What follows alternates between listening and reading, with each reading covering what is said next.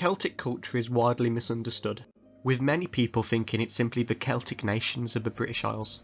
However, this couldn't be further from the truth. The Celtic culture started in Central Europe around 1200 BC.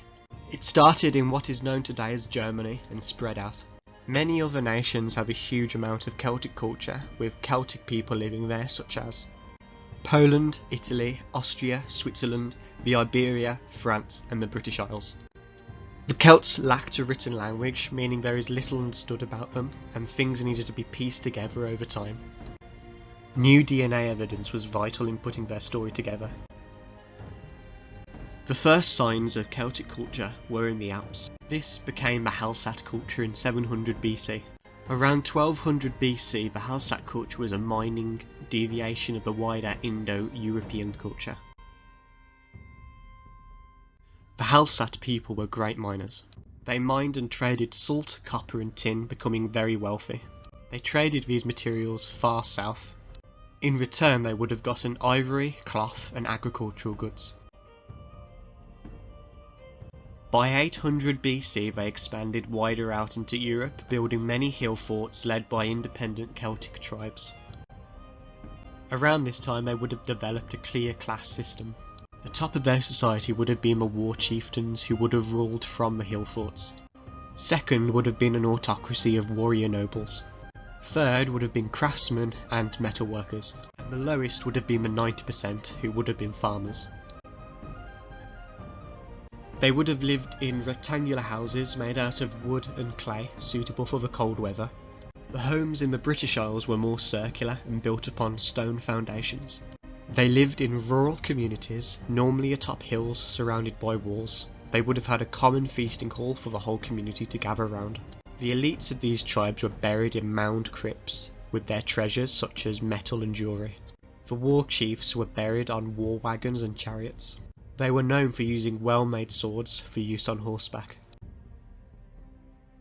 Horses were the main source of power for the Celts, who became skilled warriors upon them. It was the harnessing of the horse that allowed them to spread their culture. Horses helped not only in battle, but also in trade and farming. Males wore cloth tunics and baggy trousers, with women wearing long dresses. Those in the British Isles and northern Germany would have also worn plaid cloaks. Body hair was considered unattractive to the Celts, with both men and women painfully plucking all of their body hair. However, men did grow bushy moustaches, and both genders would have grown long head hair. They washed their hair in water and lime, making it stiff and pointed.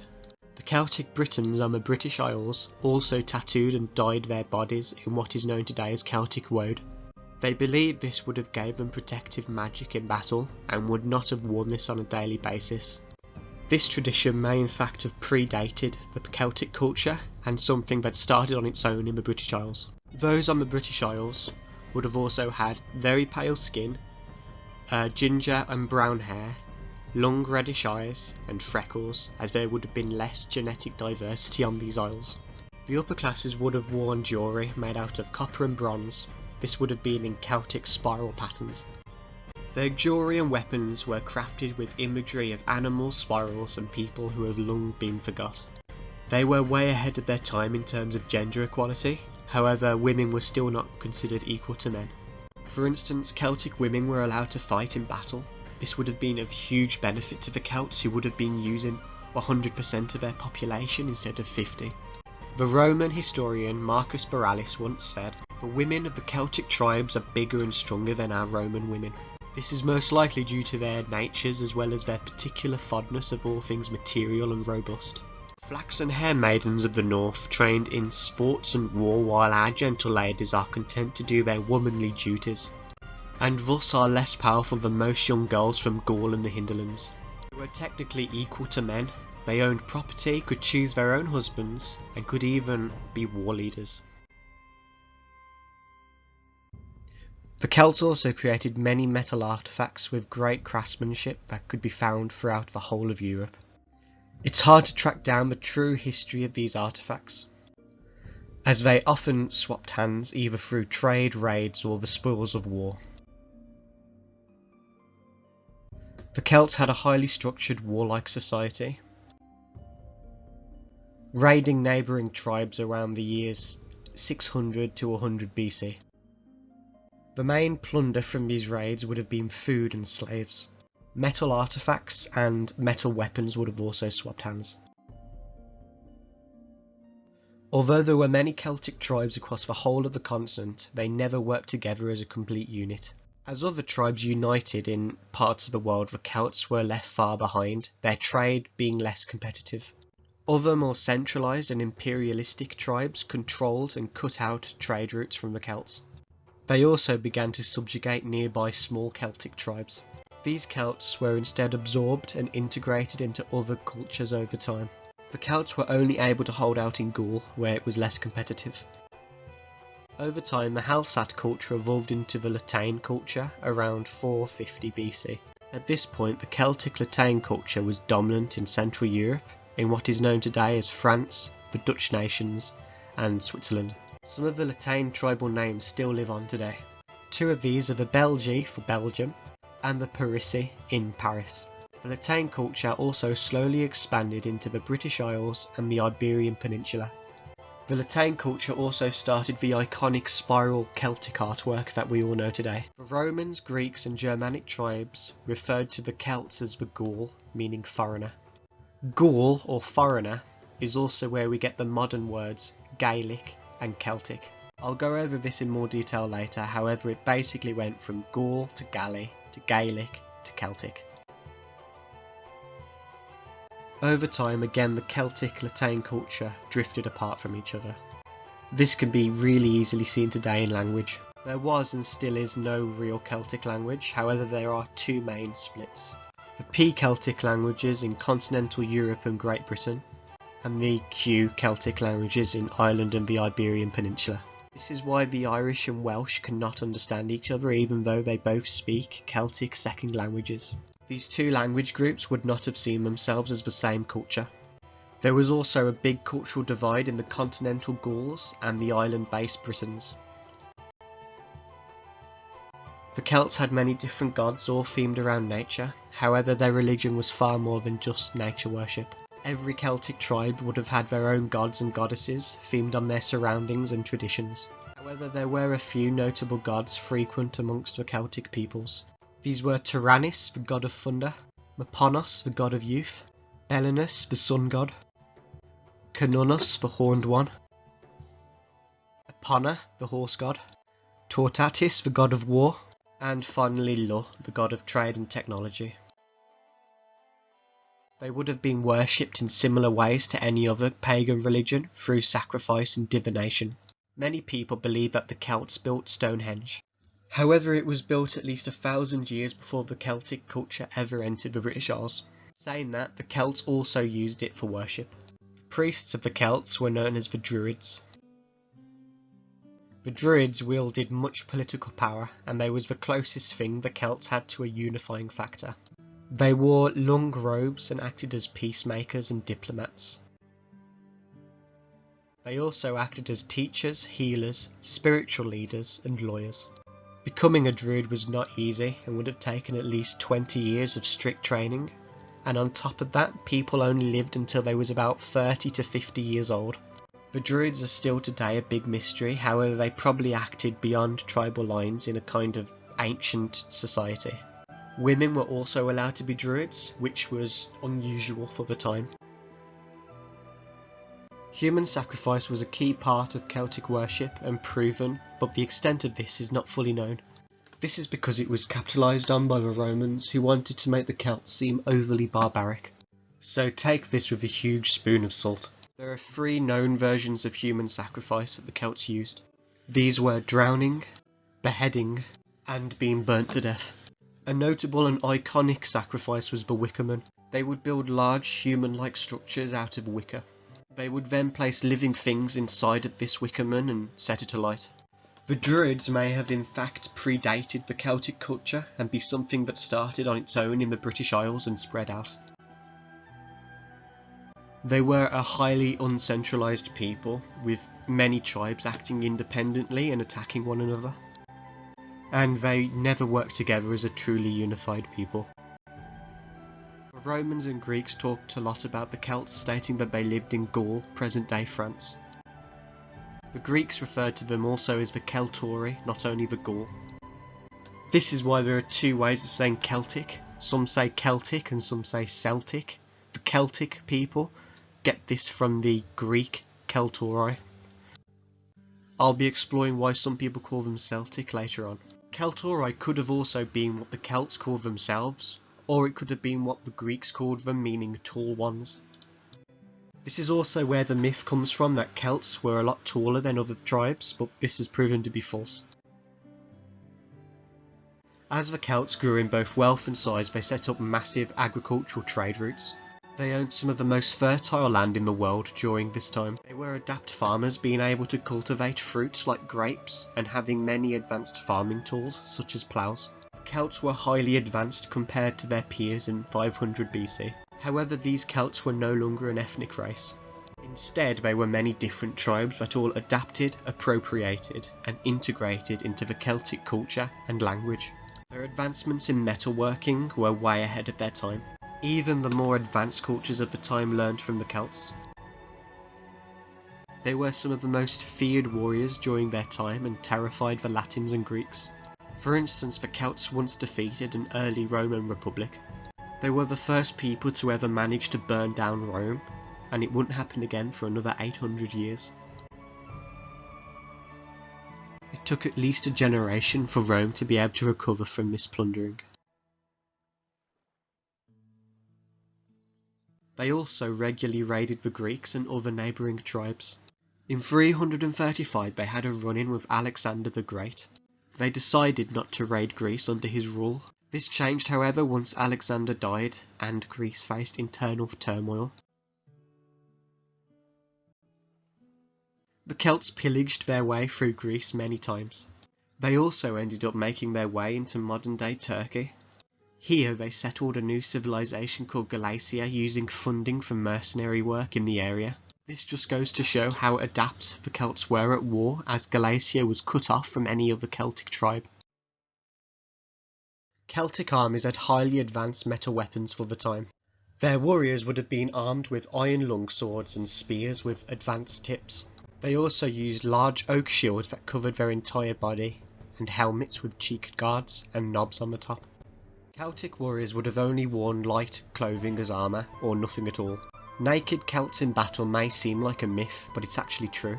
They would have fought naked for ritual purposes or just to invoke fear. In the British Isles, they also believe that their Celtic woad paintings would have been all the protection they needed.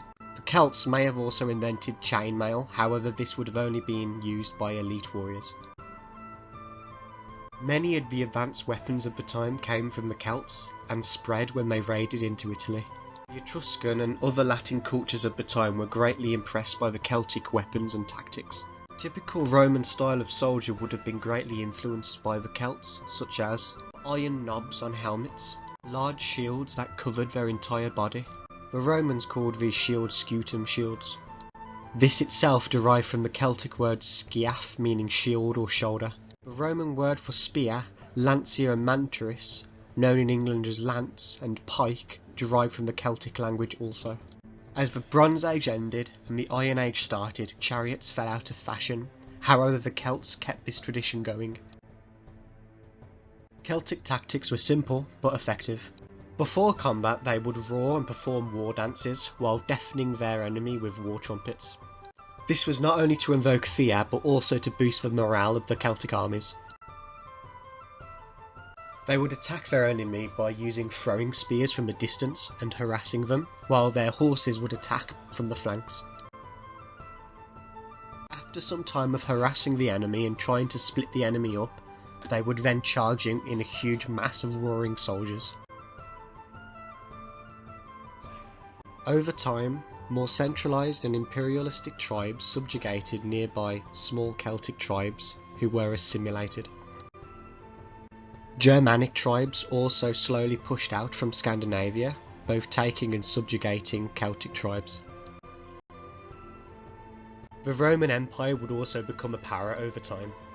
The Romans would slowly become effective at countering the Celts and conquer them with ease. For instance, for Celtiberians, those Celts that lived in Iberia, were an easy conquest for Rome. Most of Europe would slowly lose their Celtic influence, with the Celtic culture only surviving in Gaul and the British Isles.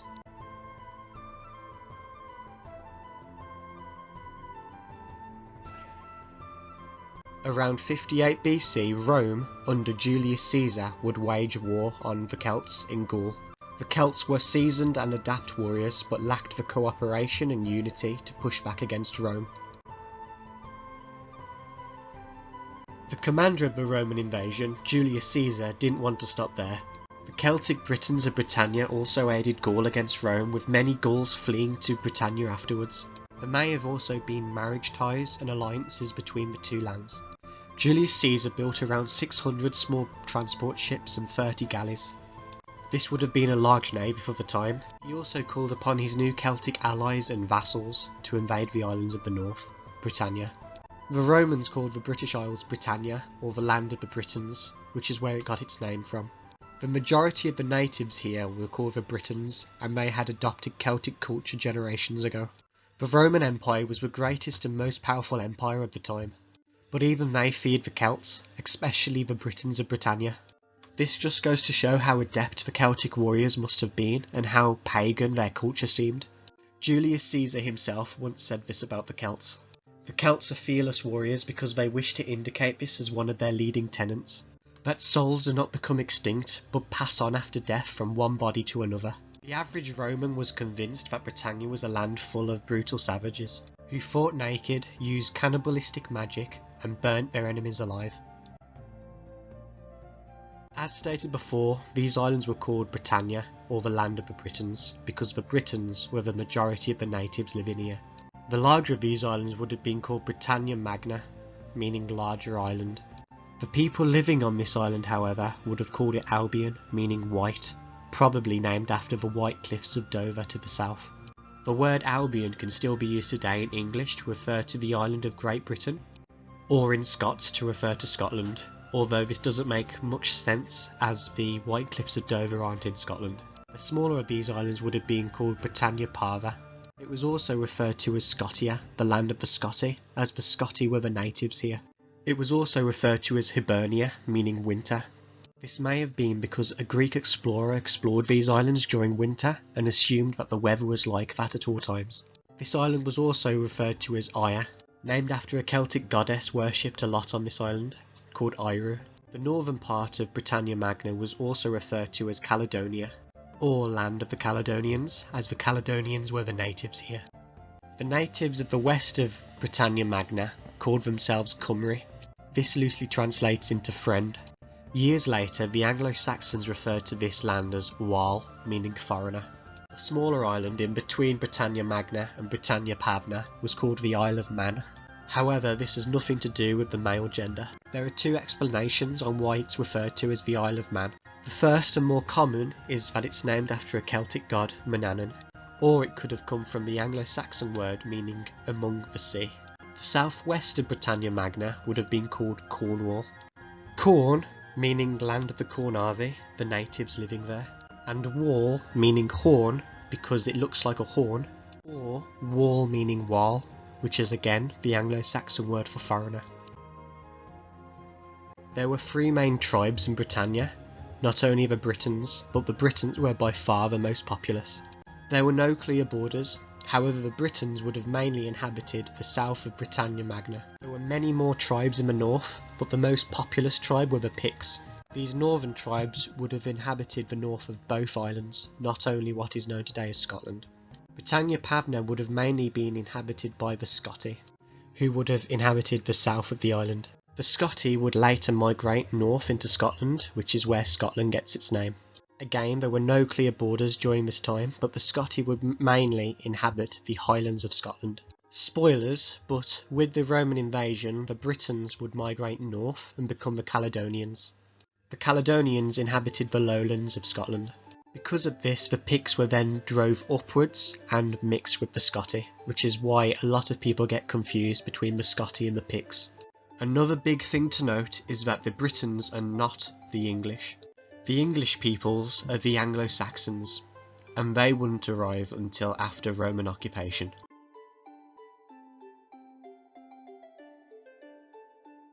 When the Romans did make it across the Channel, they were constantly raided in hit-and-run tactics of naked pale men painted in blue. The Romans were used to conquering tribes with ease, being way ahead of their time and having veteran soldiers. But when the Romans attempted to attack Briton villages, they faced a lot of trouble. This was because the Celts on the British Isles were constantly infighting, honing their skills and developing their own advanced military tactics through the centuries.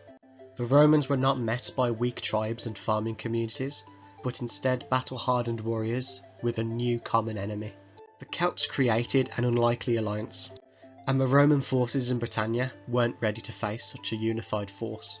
All this, added to the superstition of magic on the islands, caused a huge drop in morale for Roman warriors, and they soon abandoned the invasion. However, Julius Caesar didn't stop there. On his second invasion he would bring twice as many warriors. He landed and set up in the same place as before, however this time he was prepared for the hit-and-run tactics. The Celts once again rushed to meet the Romans, however due to seeing the size they did not engage them in battle. This allowed Rome to make leadway into the island. During Julius Caesar's time in Britannia he was constantly harassed by Cassivellaunus. He was most probably part of the Catalavoni tribe due to his name, but no one knows for sure. Cassivellaunus led the Briton alliance against Rome. There were many skirmishes but no clear battle that harmed either side. Julius Caesar would leave Britannia after just 2 years as a harsh winter was setting in. He took with him tribute from the Britons and returned to Roman Gaul. Julius Caesar was impressed by the Britons' use of the chariot, which allowed them to outmaneuver the Romans. This was neither a victory or defeat for Cassivellaunus. The Briton army had remained undefeated, and Rome still had no settlements in Britannia. Julius Caesar's absence was not without consequence. The Gauls would keep on rebelling, killing many Roman soldiers. Many Gauls revolted at once across the Rhine, killing over 7,000 Romans. This revolt, however, was short-lived, as Julius Caesar would retake this land and wipe out all of the revolters. In 52 BC, Julius Caesar would return home to Rome for political reasons. In his absence, another large revolt would start. Many of the Gauls built a huge alliance led by Vercingetorix. Vercingetorix was a Gaul from the Arverni tribe. They would sweep across central Gaul, destroying Roman outposts and raiding Roman allies. Upon hearing of this, Julius Caesar swiftly returned to put down these rebellions. At this point, Vercingetorix would start using scorched earth tactics to rob Rome of its supplies. Scorched earth tactics is where you destroy the local area to stop food growing. The Romans showed no mercy, burning down more than 20 towns. Julius Caesar would sack and burn down Avaricum, one of the revolters' main towns. It was strongly defended and Vercingetorix attempted to help. However, it would fall in less than a month, and Julius Caesar slaughtered 40,000 of the locals. Julius Caesar would then head straight down to Gergovia, the last main town of the revolters. He did so unimpeded. Vercingetorix didn't attempt to attack Julius Caesar, but instead trailed him to the town. Vercingetorix had studied Julius Caesar, he knew his tactics and had a plan. There were around 30,000 Gauls. There were around 35 to 45,000 Romans. However, Julius Caesar had never to this point lost a significant battle to Gaul. Julius Caesar's tactic for these harsh sieges was to starve his opponent out, forcing them to surrender or come out of their defences.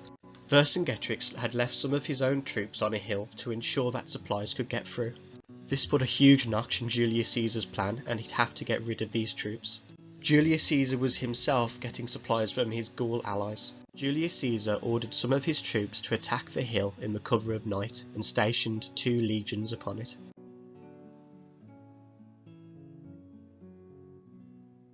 He then dug a trench linking the hill and the current Roman position. This put Vercingetorix in a tricky position.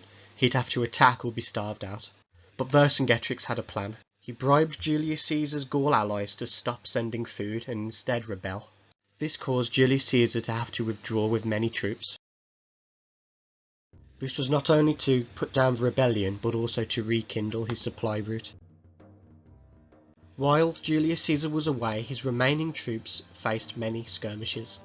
While these skirmishes kept the Romans at bay, Vercingetorix constructed an outer wall to aid his defences. Julius Caesar did return and brought back some Gaul horsemen to help take Gergovia. To avoid getting encircled, Vercingetorix split his army into two, better covering his defences. Julius Caesar needed to end this quickly, knowing that the longer this carried on, the more Gauls would rebel. He sent the Roman Gaul horsemen to go around the back of Gergovia to flank. He would also send a small force to loudly distract Vercingetorix's force. He then sent his main force to engage the Gauls directly. They quickly climbed over the outer wall and now needed to take the town before Vercingetorix realised he was getting attacked and flanked. Julius Caesar ordered a tactical retreat to prevent this happening, and now they would hold the outer wall. However, only the 10th Legion heard this order, with the rest continuing to press on. It's important to note that this history is written by Julius Caesar, so this may have just been more of a blunder on his part, with his men mishearing being an excuse. Some of the Romans did begin to breach and take the town walls, but they couldn't maintain their position and were mostly cut down. Vercingetorix soon realised what was happening and sent in his troops to flank. The Gaul charge led by the horsemen clashed into the Roman flank. This would have caused many casualties and deaths on the Roman side. The Romans formed a defensive formation, with the Roman commanders maintaining discipline as they made their retreat. They were near surrounded and were being rained upon by Gaulish arrows. The Roman Gaulish horsemen soon made their way into the fray. This could have covered a tactical retreat for the Romans. The Romans, however, weren't sure if the horsemen were friend or foe. This caused them to completely break, thinking they were about to be flanked by both sides. Julius Caesar used his remaining men to cover the retreat, saving many lives before falling back completely. Julius Caesar claimed that only 700 men were lost. However, it's now accepted by historians that as many as 6,000 died. This was the first time Julius Caesar would lose a battle in Gaul, and one of the few times in his life. Julius Caesar retreated into Germanic territory to muster more troops. Much more Romans would join him here. Julius Caesar would also recruit some German horsemen mercenaries that would become important later. This major win raised more and more Celtic Gauls to also rebel. Vercingetorix would attempt to engage Julius Caesar once more on the open field, but this failed. Instead, Vercingetorix opted to defend Alesia, a highly defensive Gaulish town on a hill. He also sent messages to other Gaul tribes to come and join forces. Julius Caesar took the bait and engaged Vercingetorix head on. Vercingetorix was in a similar position to before, but this time all he had to do was hold and wait for reinforcements to arrive. Julius Caesar would split his forces around the town, not engaging. Encircling the town like this would cut off all supplies. This is something he failed to do the last time. Julius Caesar would then start the construction of an outer wall, trapping Vercingetorix in the town. Vercingetorix would send out his cavalry to attempt to delay or stop the construction of these defences.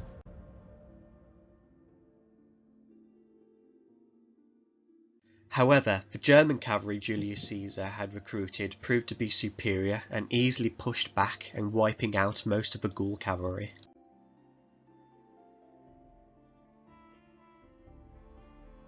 Vercingetorix would later send out his remaining cavalry with messages for help.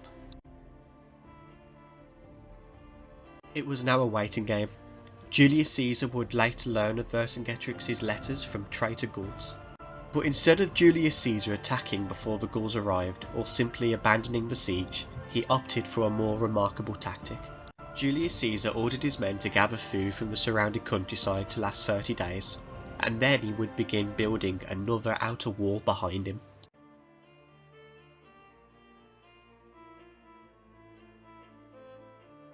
This created a donut shape, boxing the Romans in. However, Julius Caesar knew that Vercingetorix would run out of food quicker than he would. As starvation set in within Alesia, Vercingetorix kicked out all of the citizens to save food for his warriors, hoping that Julius Caesar would allow them to leave. However, Julius Caesar was not in a merciful mood and disallowed for any of the citizens to leave. Vercingetorix also refused to allow them back into the town, forcing the citizens to remain in the middle of the two defences. This included women, old, sick and children. Over time, many of these citizens would starve, filling the space between with bodies. After many days, more Gauls arrived in immense numbers. Neither Julius Caesar nor Vercingetorix expected so many to turn up. Julius Caesar claimed there was about 250,000, while modern historians claim the number was around 80,000. Either way, the Romans were heavily outnumbered. Right away, a group of Gauls tested the Roman defences, where the German cavalry once again proved their worth and pushed them back. Vercingetorix also sent out his troops to flank from behind, however they did not get there fast enough and had to withdraw. The Celtic Gauls spent the day constructing ladders and planning their siege, then launched the attack at midnight. They took the Romans by surprise and found some initial success. The part of the Roman defences being attacked was overseen by an early Mark Antony, who proved himself as an efficient tactician. Vercingetorix again sallied out from the flank to aid, and this time managed to fill in the Roman trench. However, by the time they could cross, Mark Antony had thrown away the Gaul offensive. After these two failures, the Gauls decided to use the hill next to the town as their main point of access. Julius Caesar, however, was expecting this and was stationed there himself. The Gauls divided their numbers and attacked the whole right half of the defences at once. The fighting was both brutal and rapid. Julius Caesar roamed from cohort to cohort, edging his men on. Vercingetorix also joined the fray, abandoning the town and attacking the weakest areas of the defences from the inside. The Gauls made much headway, using ladders and tearing down Roman defences. Julius Caesar ordered all of his men to enter the fray, abandoning their siege positions. It was a desperate fight for the Romans, and arguably the most desperate of Julius Caesar's career. Every Roman warrior was sent into the fray, including the sick and weakened. If the Gauls did manage to penetrate the wall, the whole Roman army would have been trapped and wiped out. Julius Caesar regrouped with his German horsemen and rushed out of the town.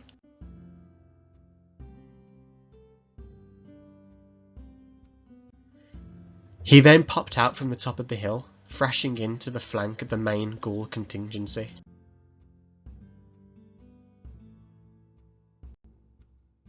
Upon seeing the main contingency destroyed, the Gaulish morale dropped and they began to flee.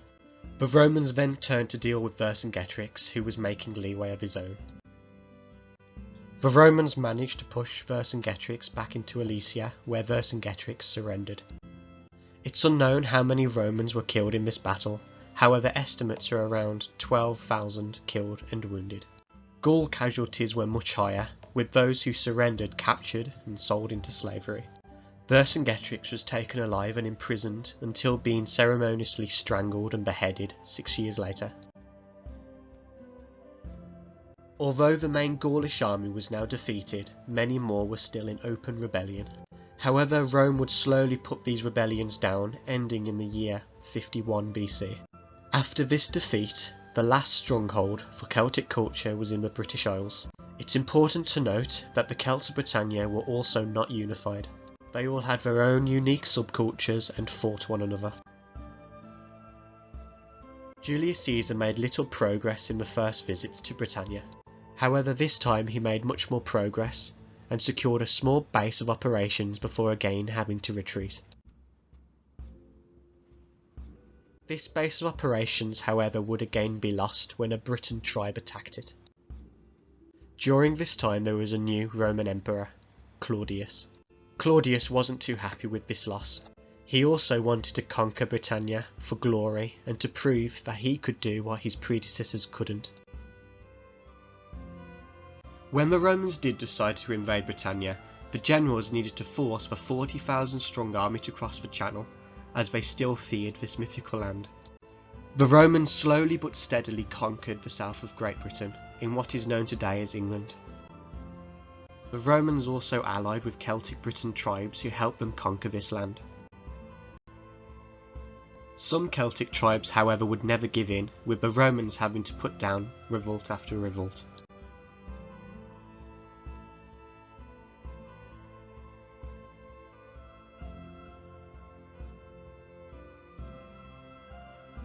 The Romans settled Londinium in 47 AD, and this would later become London. The Romans also founded Colchester, which acted as the semi-capital of Britannia where the Romans ruled from. This changed, however, in the 2nd century, when Londinium would become the semi-capital of the south, and Ebericum, or York, would become the semi-capital of the north.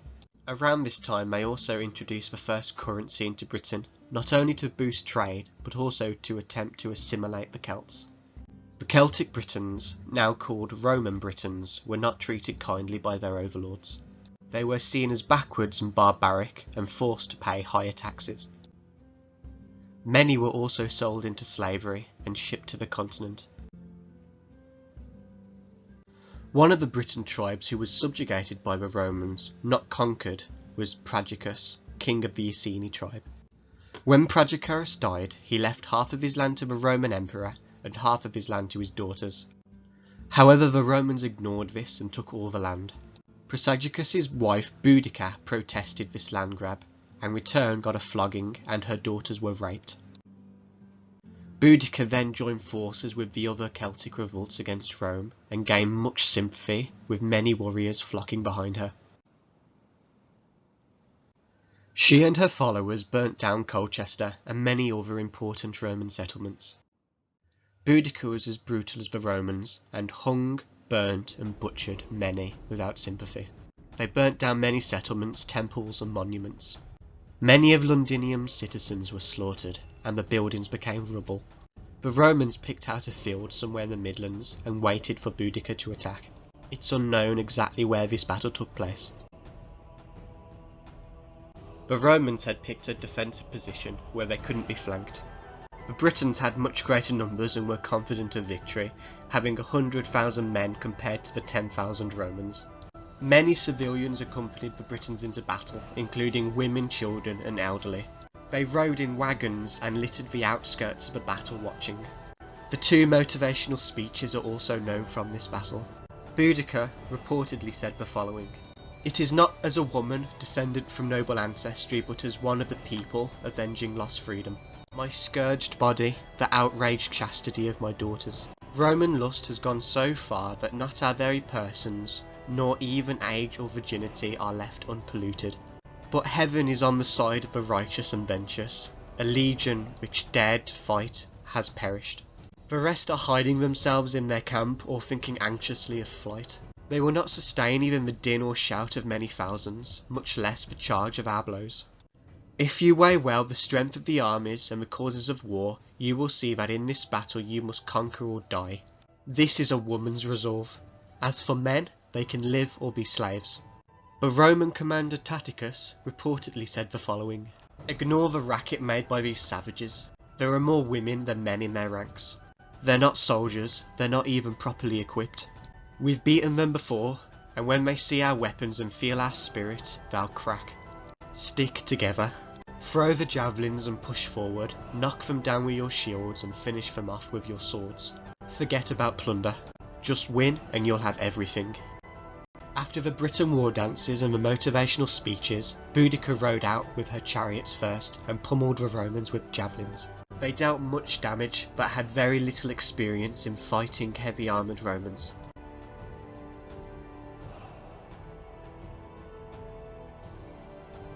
The Britons rushed the Romans with overwhelming numbers. However, the Romans pushed forward in a wedge formation, cutting through the centre of the Britons. Boudica ordered her chariots to trail behind and support the rear, and attempted to stop her warriors falling back. This worked in regard of stopping the Britons falling back, however the Romans would keep pushing forward, cutting through hundreds. The Britons attempted to fall back, however they were blocked by onlookers and were easily flanked. The Romans showed no mercy in slaughtering the Britons. Boudica, however, managed to slip away. Everything was slain by the Romans, the women, children, and even the Briton animals. This was a devastating defeat for the Britons, and would cement them under Roman rule for centuries. Around 80,000 Britons died, compared to a mere 400 Romans. In 77 AD, a new governor arrived in Britannia, Agricola. Agricola was a military genius and conquered into the east and north of Britannia. He conquered what is known today as Wales and Scotland before returning back to Rome. Once he left in 85 AD, the north of Britannia, in what is known today as Scotland, broke away. Over time, the Roman Britons adopted Roman culture. This is called Romanisation. Celtic culture slowly faded away in certain parts of Britannia, making way for the new Roman culture. The Romans invested into all of their conquered territory to attempt to spread their culture. New standards of hygiene were introduced, and if you wanted to get clean, you'd have to go to a Roman bathhouse. If you wanted to become educated, you'd have to buy Roman books written in Latin. Working hard, or being part of the elite, made way to you owning or obtaining new luxury goods. The two most common of these were silk and wine. New fabrics such as silk spread Roman fashion, and with wine spread Roman cuisine and banquet tradition. These new Romanised Britons were given more governing power, but still not seen as equals. The Roman historian Tatius once said, "The toga became fashionable. Step by step they were led to things which disposed to vice. The lounge, the bath, the eloquent banquet. All this in their ignorance they called civilization, when it was but a part of their servitude." Romans also understood the lasting effects of religion. Because of this, they also incorporated Celtic pagan gods into their own pantheon. This was a common thing that the Romans did. These Celtic gods would then be slowly absorbed into the Roman gods over time. Tyrannus became Jupiter. Mapanos and Belenus became Apollo. Some gods like Cernunnos were simply unassimilated and forgotten. Epona was another one of these gods. Tortatis became Mars, and Lu became Mercury. Most of the Celts, as we know, lived in small rural communities. And so for most of the Celts, very little changed. They didn't care who ruled over them as long as they could farm and raise their own families in peace. Many of these more rural communities failed to become Romanised. Romanisation varied across the island, and Rome had a hard time spreading their culture to the British Isles. In 122 AD, the current Emperor of Rome, Hadrian, visited Britannia to oversee this Romanisation. During the whole of Roman occupation, there was a minimum of 15,000 troops stationed in Britannia. This just goes to show that they never fully subjugated the Britons in their 500-year rule. Not only did the Romans have to deal with Celtic revolts within their territory, but also from Celtic raids from areas not yet conquered. Over time, they also had to deal with a growing amount of Germanic tribes raiding Britannia from the north in small boats. They would have certainly conquered the rest of the British Isles at some point, but they had bigger things to deal with. The Romans saw little reason to conquer the rest of the British Isles, as they already owned the most populated and fertile land. The mountains and the hills of the Highlands made Scotland hard to conquer, and the Irish Sea blocked the way to Ireland. The Romans simply didn't see the cost-benefit of spending the resources on conquering this land. While the Roman Emperor Hadrian was in the British Isles, he ordered the construction of a wall to the north. Hadrian's wall would aid in stopping Celtic raids and also be a way to funnel trade. Hadrian's son Antonius would later build the Antonine Wall further to the north, but this was soon abandoned as the land above Hadrian's wall was barren and seen as useless. Over the centuries, the Roman Empire started to crumble, as generals would follow in Julius Caesar's footsteps and proclaim themselves emperor. On top of this, Germanic and other tribes were proving themselves to be more trouble for the Romans over time, their raids getting bigger and more devastating. And furthermore, Roman politics was becoming less and less stable. As the Roman Empire started to show cracks, Rome and Britannia became further removed from it, becoming more and more self-ruling over time.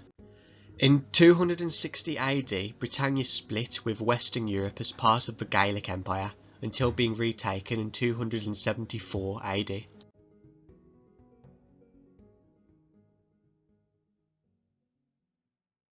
In 286 AD, a Roman naval general called Carausius usurped power and declared himself the Emperor of Britain and Northern Gaul. He ruled for 7 years before being assassinated. The splitting of the Roman Empire would not only happen to the Celtic parts, but across the whole of the empire, causing more and more cracks. In the 3rd century, Rome started to spread Christianity to the Celts. This Christianization took place over generations, and by the end of the 4th century it would become the majority in Roman Britannia. Another time the Celtic world would split from the empire is when Emperor Constantine died in 337 AD. The empire was split between his 3 sons. The west of the empire would go to Constantine II, the middle of the empire would go to Constans, and the east would go to Constantius II. In 340, Constantine II died fighting against his brother Constans, who took the west. In 350, Constans was overthrown by his general Magnantius, who was himself overthrown by Constantius in 353, uniting the empire once more. The Britons supported Magnantius greatly and harboured many of his supporters after the war. Constantius ordered a man named Paulus to hunt down these supporters and kill them in 353. Once he arrived in Britannia, he not only went after Magnantius' supporters, but many others, arresting people without any evidence and little reason. Paulus would kill many elites in Britain, taking away their families' land and torturing them. This caused many areas in Britannia to become disheveled. Paulus's cruelty was renowned throughout the Roman world. In Britannia, he earned his nickname the Chain, as he dragged people through the streets in chains. His methods are unknown, but were apparently extreme. The Roman Emperor would later move Paulus to Egypt, most probably after hearing the unrest in Britannia. He left Britannia in a wanting state. Many administrators had been disposed, meaning there was little organisation and governance. In 367 AD, the Barbarian Conspiracy took place.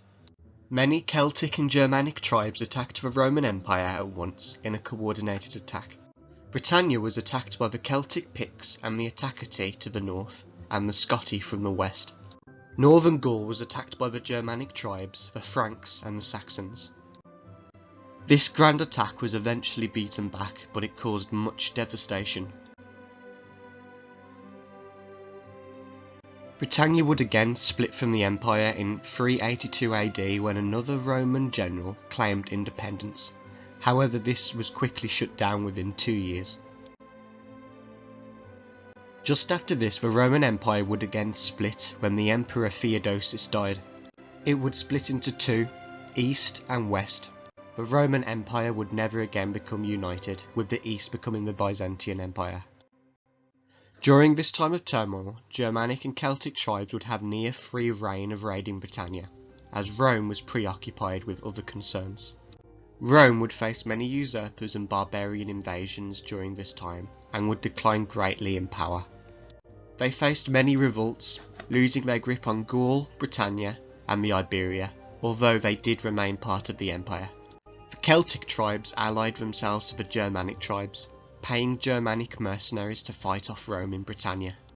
Holding on to Britannia was too expensive and not worth it, causing the Romans to withdraw, but did intend to return once the empire was more stable. Roman withdrawal from Britannia caused the economy to fail. Britannia would also still be raided by Celtic and Germanic tribes, but had no more money left to pay their defensive armies. This caused Britannia to collapse into tribal rule again. However, Germanic mercenaries didn't just take their money and leave. They would continue to attack and attempt to settle in Britannia, and they would later become what is known today as the English.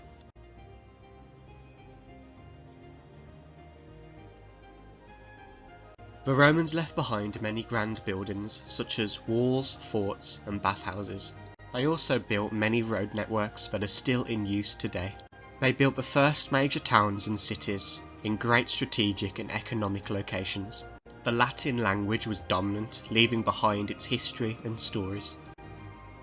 They left Christianity as the dominant religion, sadly before the Celts got to write down their own history from their point of view, as it was only after the Romans left that the Celts created their own written language. The Romans leaving left great misfortune. Many raids and poverty would strike every corner of the former Roman Britannia.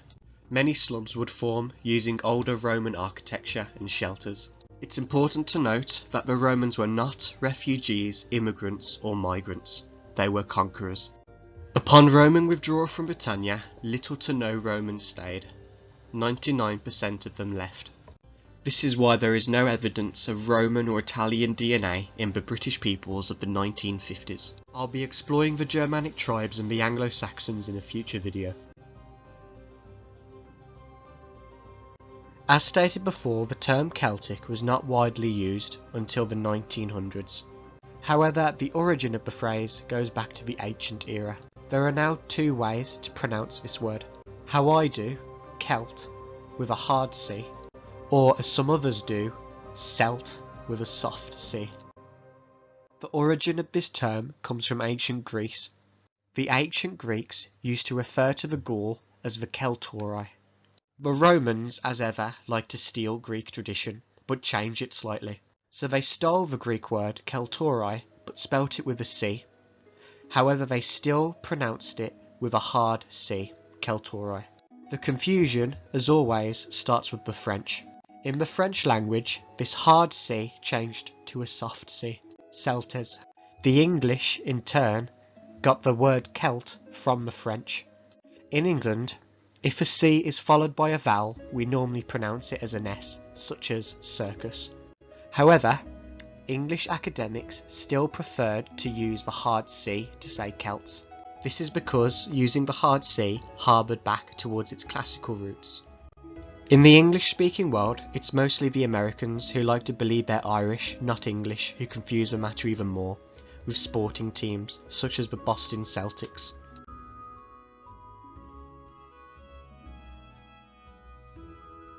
We're moving forward now to the modern day and how the Celts are looked back on. Upon the rising nationalism in the British Isles in the 1930s, some of the nations of the British Isles have reclaimed and reappropriated this Celtic culture, such as teaching Celtic languages in schools. This nationalism has led to a warped Romanticism of the Celts, with a new modern view. What we now call the Celtic world or nations in reality had little affinity for one another based on shared heritage. Before the 1700s, after the forming of Great Britain, the idea of a shared Celtic heritage was not seen. As the English culture became more dominant, these other nations clinged on to things to try and differentiate themselves. This led to a new Celtic world and heritage viewpoint. Before the end of the 1900s, when the UK was formed, the term Celtic was rarely used and became more and more common with a racial viewpoint of the world, once DNA was discovered and more closely explored. The British writer J.R.R. Tolkien once said, "Celtic is a magic bag into which anything can be put, and out of which almost anything can come. Anything is possible in the fabulous Celtic twilight." The first of these modern Celtic romanticised aspects we'll be exploring is the kilt. The romanticised view of the kilt is that it was worn by most people in Scotland from the medieval era, and that these early kilts were the same design as we know and love today. The modern kilt was not commonly worn before the 16th century, and were invented by Thomas Rawlinson, an Englishman. This modern kilt was invented to be worn in factories, as other things worn were too much of a hindrance. These kilts before our modern view were more like plaid blankets or togas wrapped around somebody's whole body with a hood, and were not widely popular. Kilts did not become wildly popular until the 19th century. These original kilts were unique to the Scottish Highlands, not the whole of Scotland, with the rest of Scotland viewing them with contempt. They were worn primarily by working class people working in the Highlands, such as shepherds. The small kilt design was adopted by the Highland Regiment of the British Army in the 1900s. This military kilt has passed on into civilian usage and has remained popular ever since. The modern view of the kilt is that it was designed in tartan, which is the next thing we'll be exploring. Kilts worn by the poor would have had simple to little patterns, while richer people would have worn tartan. Tartan refers to the plaid checkered pattern, and plaid is instead called tartan when it's got a unique design. This tartan would have a different pattern depending on the part of Scotland it was made in. This tradition comes from Scandinavia in the late 3rd century, with kilts themselves being named after the ancient Norse word for pleated, kjalta. The next romanticised aspect we'll be exploring is Celtic music. The romanticised view is that Celtic music comes from Ireland in the medieval ages. However, the medieval music played in Ireland was little different to any other music played in Western Europe at the time. In reality, Celtic music as we associate it today started in 1888, with the advancement of the Industrial Revolution and instrument technology. Ireland was part of the United Kingdom during this time, and in the United Kingdom, football took off. During these football matches, war chants were used. These would later be called football chants. These early football chants are the same things that go on today, and it's from these football chants that Celtic music was created. It should also be noted that folk music was really popular during this time, and folk music would in time turn into country music. The first Celtic song created was called Bold Bold Celts. Hilt, they call him Captain Kelly, sure immediately I felt admiration rising for this bold, bold Celt.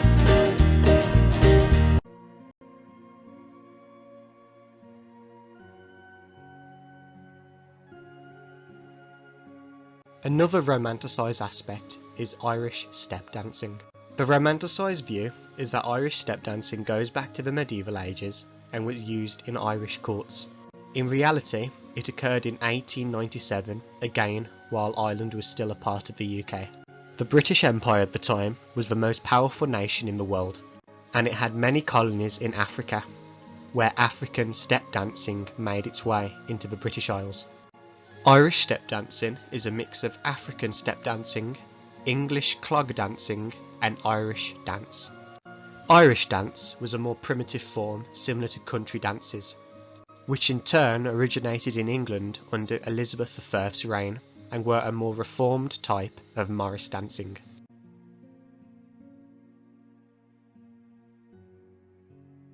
The last two romanticised aspects we'll be exploring are harps and bagpipes from Ireland and Scotland respectively.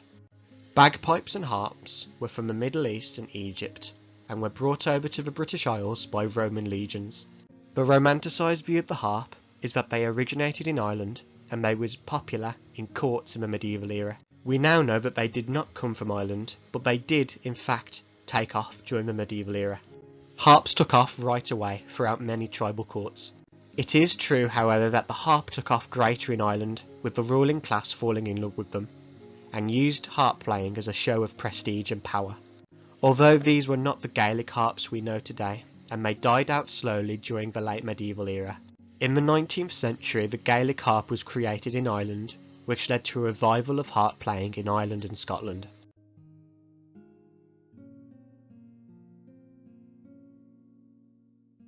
The romanticised view of the bagpipes is that they are a Scottish equivalent to the harp, that they originated in Scotland and were played in medieval courts. However, the same as the harp, bagpipes originated in the Middle East and Egypt and were brought over by Roman legions. However, bagpipes didn't take off until the 1500s and were only used by travelling minstrels who played them at weddings, feasts and fairs throughout the border country. Much like the modern kilt, bagpipes only became wildly popular when they were adopted by the British Army to instill pride in the troops. Fifes and drums were popular before, but in the 1800s, bagpipes were also used by British soldiers to march, mostly by Scottish troops. The use of bagpipes in the British Army to march soon became a tradition. Thanks for watching.